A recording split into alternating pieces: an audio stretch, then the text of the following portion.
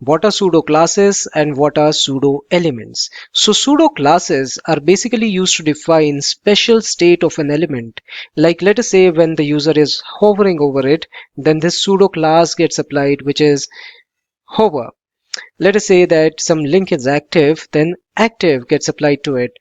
Visited means when a link has been visited. When there is an unvisited link, then this particular link pseudo class gets applied over here. So these are not actually elements. These are what? These are the states of a particular element. Okay.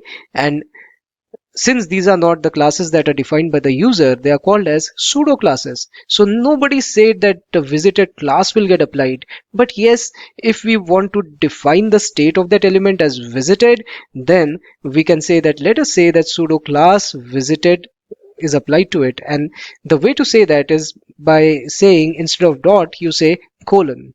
Okay, double dot kind of. So that's a pseudo class. What is pseudo elements? Now pseudo elements are not state of one element, it is basically part of an element.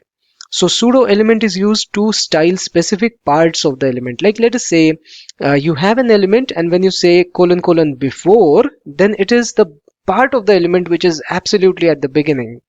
And when you say colon colon after, then it means it is part of that element which is absolutely at the end.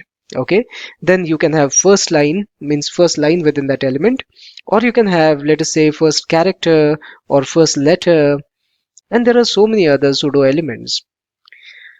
So remember the difference between pseudo class and pseudo element. Pseudo class talks about state of the element, pseudo element talks about specific parts of the element. Okay.